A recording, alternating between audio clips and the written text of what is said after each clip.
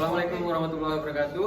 Pada kesempatan kali ini, kami dari kelompok 2 yang beranggotakan saya Muhammad Rahman Ilhaq, absen 18, Dan saya Yanwar Rizky Aminuddin, absen 29. Saya Rafi Adi Prasetyo, absen 22. Saya Maulana Rengga Ramadan, absen 15. Saya Valentina Hendrasta, absen 28. saya Ahmad Ali Matala, absen 2. Kami akan mempresentasikan apa itu terminologi gerak.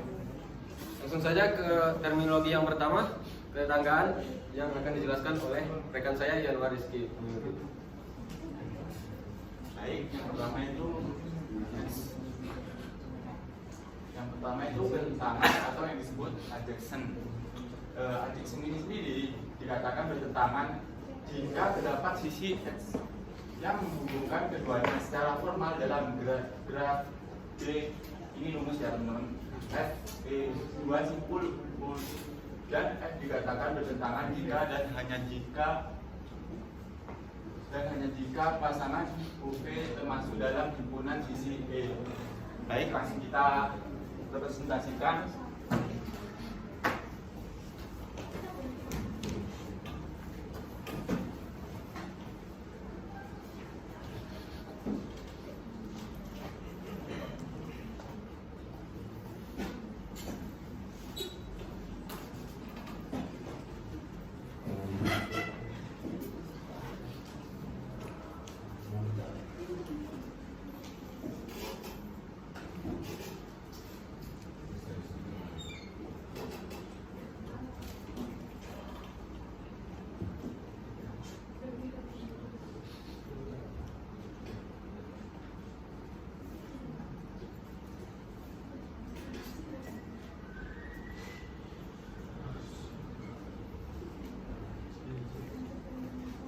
Dari gambar tersebut terdapat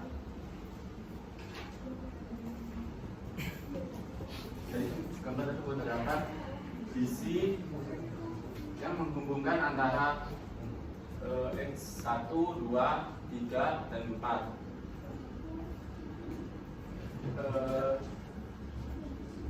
Dikatakan bertentangan apabila jika X1 itu tidak terhubung langsung ke X3. Yang ini teman-teman.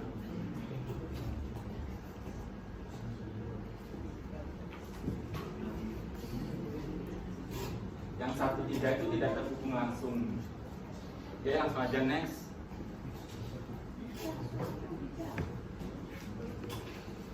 Untuk definisi persisihan atau integritas, hubungan antara dua simpul vektor dalam suatu graf, dua simpul dikatakan bertentangan adjacent jika terdapat sisi X yang menghubungkan tinjauan graf. Simpulan, langsung saja ke grafnya. Untuk simpulan dari representasi dari intelijensi, simpul 2 dan 4, ini 2 ya teman-teman, 2 dan 4 bersisipan dengan simpul 2 dan simpul 4, sedangkan simpul 1, 3 tidak bersisipan dengan simpul 4 dan simpul 2, yang artinya simpul 1 dan 3 ini termasuk intelijensi. Yang 2 dan 4 maksud saya intelijensi. Oke, sekian penjelasan dari saya. Kita lanjut ke Ahmad Rafi Adi. Kemudian ada simbol terpencil atau misalnya simbol terpencil merupakan simbol yang tidak mempunyai sisi yang bersisian dengannya, maka simbol tersebut dinamakan simbol terpencil. Kita lihat contohnya di sini, di gambar ini simbol terpencil ditujukan pada simbol nomor 5 dikarenakan tidak mempunyai sisi yang bersisian. Kemudian ada graf kosong atau null graf atau juga empty graf. Graf ini mempunyai himpunan yang isinya himpunan kosong, sisinya himpunan kosong. Graf yang tidak mempunyai titik sehingga tidak mempunyai garis disebut graf kosong. Ini juga dapat contohnya pada gambar ini. mempunyai 5 simpul tapi tidak mempunyai himpunan sisi, bisa disebut graf kosong. Kemudian yang nomor 5 akan dijelaskan Muhammad Damim. Baik, pada terminologi derajat atau degree, definisinya yaitu derajat suatu simpul adalah jumlah sisi yang bersisian dengan simpul tersebut. Notasinya adalah D dalam kurung suatu simpul. Kita lihat pada gambar graf pertama.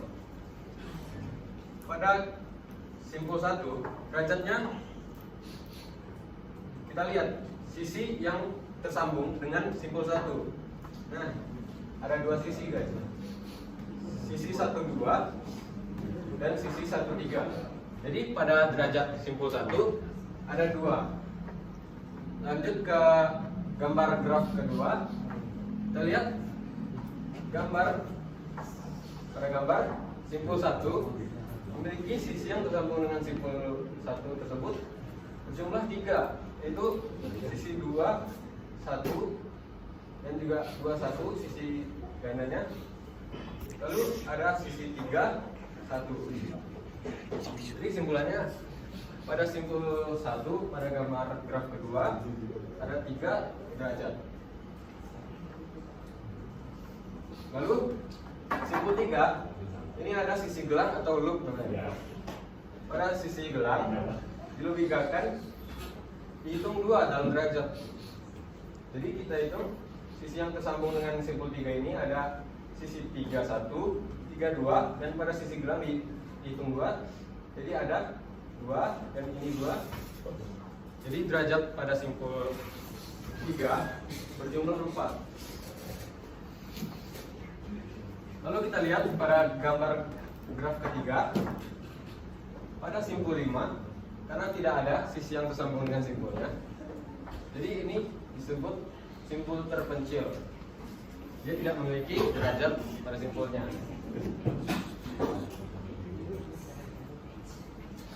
Lalu pada graf berarah derajat tersebut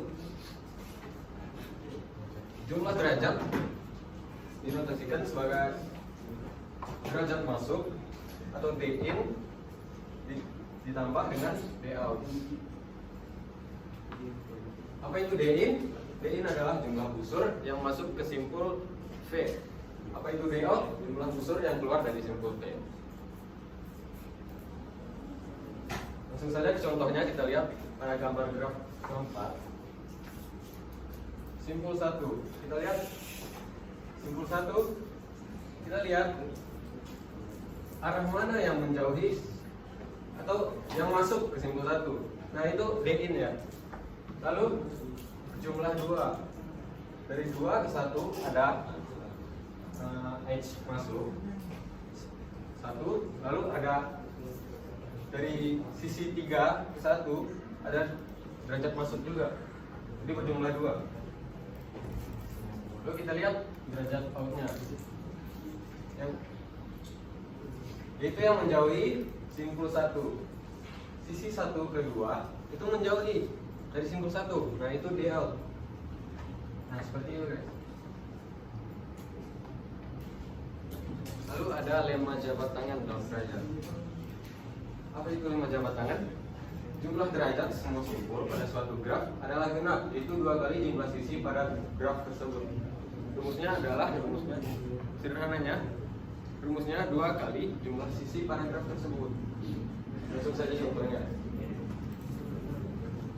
Pada graf pertama kita hitung dulu derajat pada simpul pertama ada 2. Lalu pada simpul kedua ada 3 derajat. Lalu pada simpul keempat ada 2 derajat juga. Lalu simpul ketiga ada 3 derajat juga. Nah, itu semua derajat pada graf tersebut kita jumlahkan. Gimana? 2 tambah 3 tambah 2 sama dengan 10. Kita buktikan dari jumlah sisinya. Jumlah sisinya ada 5. Jadi 2 kali 5 sama dengan 10. Benar ya? Lalu ada AK akibat dari lemma atau korolari.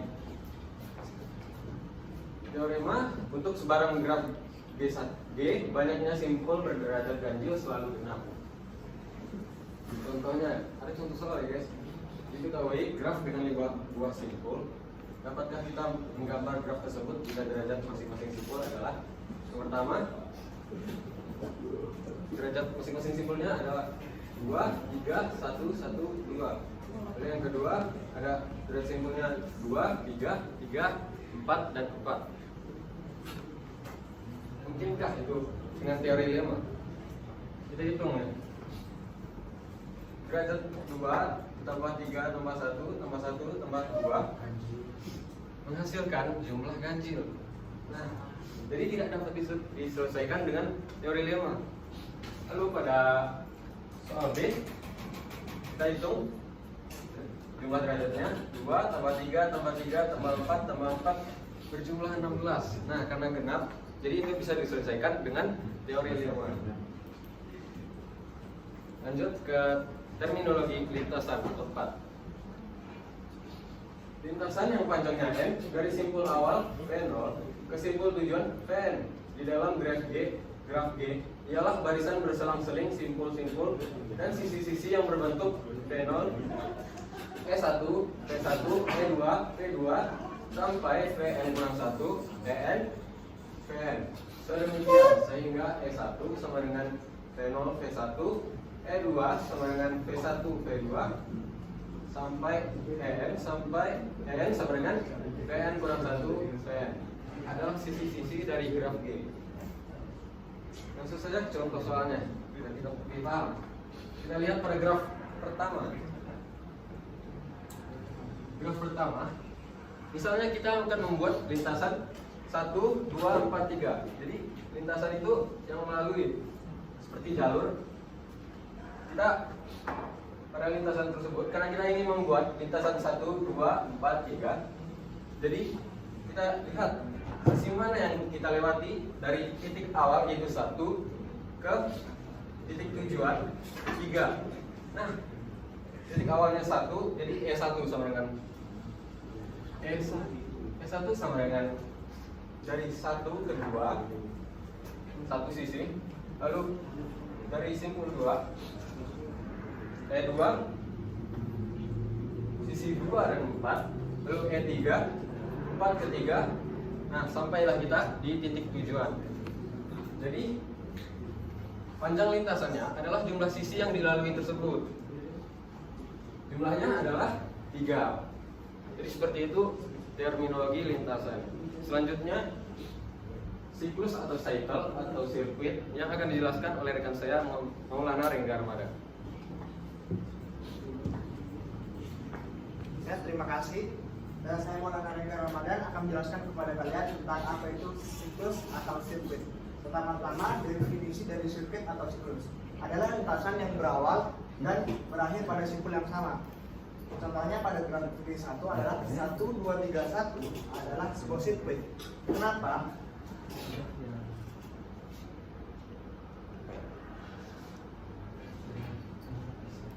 Dikarenakan pada graf 1 itu ada simpul 1, 2, dan 3. Kembali lagi ke arah simpul 1 kembali. Jadi dapat disimpulkan bahwa graf 1 yaitu adalah termasuk dari graf siklus. Panjang sirkuit adalah jumlah sisi dalam sirkuit tersebut. Sirkuit 1, 2, 3, 1 pada G1 memiliki panjang 3. Next. Selanjutnya saya akan menjelaskan kepada kalian tentang graf terhubung atau connected. Dua buah simpul V1 dan simpul V2 disebut terhubung jika terdapat lintasan dari V1 ke V2. Dia disebut graf terhubung atau connected graph jika untuk setiap pasang simpul VI dan VJ dalam himpunan V terdapat lintasan dari VI ke VJ. Jika tidak, maka dia disebut graf tak terhubung atau disconnected graph. Contoh graf terhubung dan graf tak terhubung seperti yang ada di PPT. Next. Pada graf terhubung terdapat dua jenis, yaitu graf terhubung lemah dan graf terhubung kuat. Graf berarah G disebut graf terhubung kuat atau strongly connected graph apabila untuk setiap pasang simpul sembarang U dan V di G1 terhubung kuat atau terdapat lintasan berarah dari U ke V dan juga lintasan berarah dari V ke U. Kalau tidak, maka graf G disebut graf terhubung lemah atau weakly connected graph. Itu dari saya. Selanjutnya akan saya serahkan kepada rekan saya, yaitu Panel. Baik, saya menjelaskan mengenai upagraf, supagraf dan komplement upagraf. Nah, misalkan G sama dengan V, E adalah sebuah graf G1 sama dengan V1, E1 adalah upagraf atau supagrafnya. Dari G jika V1 subset V dan E1 subset dari E.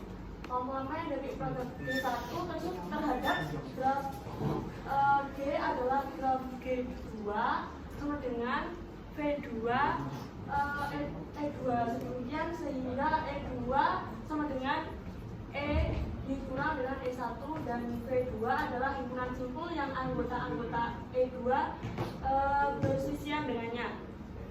Contohnya seperti ini. Nah, itu kan ada graf 1. Terus ini adalah sebuah upagrafnya, jadi kayak potongannya. Nah, sisanya itu masuk ke dalam komplement dari upagraf B tersebut. Jadi umpama yang ini upagrafnya, yang itu termasuk dari komplementnya. Sekarang ada komponen graf, yaitu jumlah maksimum upagraf terhubung dalam graf G. Graf G di bawah ini mempunyai 4 buah komponen. Ini contohnya 1, 2, 3, 4 karena setiap grafnya itu dihitung.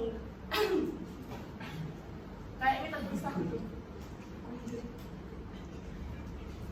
Pada graf berarah komponen terhubung kuat atau strongly connected komponen adalah jumlah maksimum upagraf yang terhubung kuat. Nah, di sini ini terhubung kuat karena komponennya ini berarahnya bergantian gitu. Kalau yang ini terhubung lemah karena hanya cuman searah. Kalau ini tidak terhubung.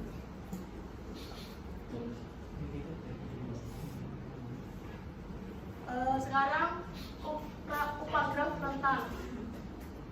Nah, upagraf G1 sama dengan V1, E1 dari G sama dengan V dari E. Dikatakan upagraf rentang jika V1 atau E sama dengan V, yaitu G1 mengandung semua simpul dari G. Nah, contohnya kayak gini. Jadi itu harus memenuhi semua. Kalau memenuhi semua ini sudah termasuk upagraf kita kayak 1, 2, 3, 4, dan 5. Kalau ini enggak termasuk, bukan termasuk upagraf rentang karena ini hanya 1, 2, 3, 4, 5-nya tidak ada. Terima kasih. Selanjutnya akan dijelaskan oleh Ahmad Ali. Oke. Tadi kan udah ngelihat tadi ada banyak rumus-rumus. Nah, sekarang simpel aja. Di sini ada konsep yang definisinya. Konsep adalah G atau graf terhubung. G adalah himpunan sisi yang bila dibuang dari G menyebabkan G tidak terhubung. Jadi konsep itu selalu menghasilkan 2 buah komponen. Contohnya di sini, ini adalah graf G. Nanti di konsep, misalnya konsep dari ini 1 dan 2, 1 dan 5, 5 dan 3, nanti hasilnya jadinya kayak gini. Next. Nah, seperti yang saya jelaskan tadi, 1 dan 2, 1, 2, 1, 5, 1, 3, 3, 4 itu adalah konsepnya. Lalu nanti akan menghasilkan 2 buah komponen ini, 1, 2 komponen. Next. Nah, konsep itu nggak cuma 1, jadi banyak kemungkinan konsep lainnya. Nah, di sini contoh pertama konsepnya 1, 2, 2, 5. 1, 2, 2, 5 nanti akan menghasilkan komponen graf yang seperti ini. Ini graf tidak terhubung. Nah, di sini ada hasilnya itu simpul kosong, simpul terkecil. Nah, ini graf tidak terhubungnya juga bisa. Next. Nah, lalu yang terakhir ada graf berbobot.